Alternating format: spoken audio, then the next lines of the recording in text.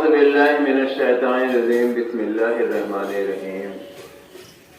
صحیح مسلمان کیسے بنے؟ یہ قریب قریب ہر مسلمان کو معلوم ہے کہ دین مکمل ہو چکا ہے۔ اللہ کے نبی صلی اللہ علیہ وسلم کے بعد اب دنیا میں کوئی نبی یا رسول تشریف نہیں لانے والے۔ قیامت تک کے لیے آپ کا دین کافی ہے۔ اللہ کے نبی صلی اللہ علیہ وسلم نے کوئی ایسی چیز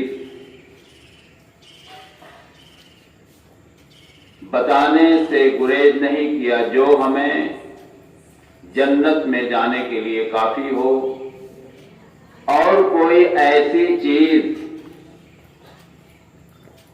آگاہ کرنا باقی نہیں رکھا جو دوزخ سے بچنے کے لیے کافی ہو۔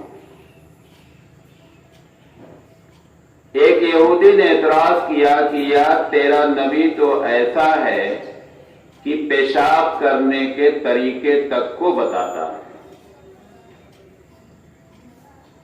اور یہودیوں نے اس پر بھی اعتراض کیا تھا کہ اگر یہ آیت ہمارے دین میں اتری ہوتی، ہمارے وقت میں اتری ہوتی، یعنی موسیٰ علیہ السلام کے وقت میں، تو ہم اس دن کو جشن میں تبدیل کر دیتے، عید مناتے کہ تم کہہ دو کہ تمہارا دین مکمل ہو چکا ہے۔ اسی کڑی میں آپ جائیے، قربان جائیے اللہ کے نبی صلی اللہ علیہ وسلم کو، جنہوں نے ہمیں ہر طرح کا راستہ بتایا۔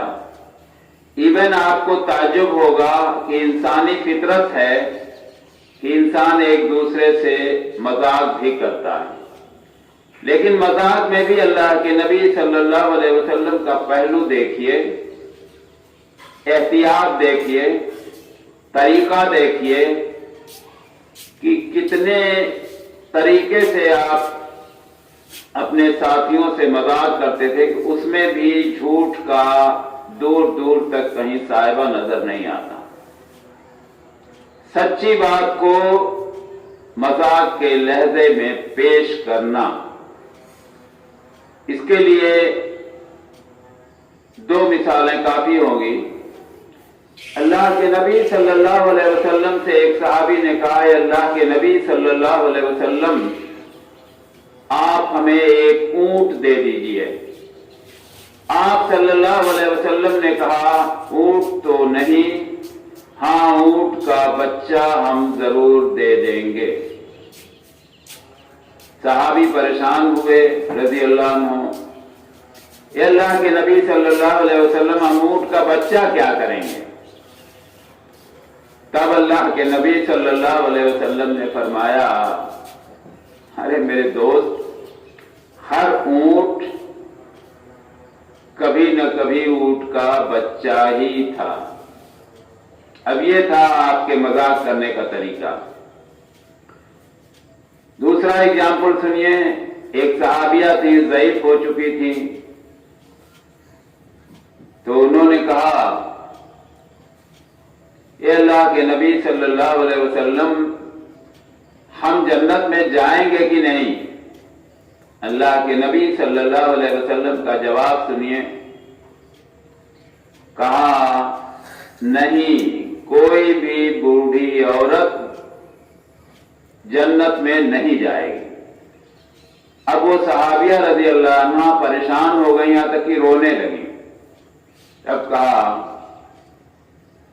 کہ میرے کہنے کا مطلب یہ ہے کہ بوڑھی عورت بھی اگر جنت میں جائے گی تو وہ جوان ہو کر ہی جائے گی، یعنی اس حالت میں نہیں جائے گی کہ وہ ضعیف نظر آئے۔ تو یہ تھا اللہ کے نبی صلی اللہ علیہ وسلم کے مذاق کرنے کا طریقہ، جس میں لحاظ رکھا گیا ہے کہ بات بھی سچی ہو اور مذاق بھی ہو جائے۔ تو ہمیں آپ کو بھی چاہیے کہ اگر ہم کسی سے مذاق کریں یا بچوں سے ہی کوئی بات کریں تو کوشش کریں کہ سچ بات ہی کہیں، جھوٹی بات اس میں شامل نہ کریں، डरावनी बात उसमें शामिल न करें। एक वाकया मैंने एक किताब में पढ़ा था मियाँ बीबी का। मियाँ जो थे शौहर अपने बच्चे को खिला रहे थे और वो बच्ची रो रही थी, तो उन्होंने कहा चुप हो जा बेटा, चुप हो जा, बिल्ली आ रही।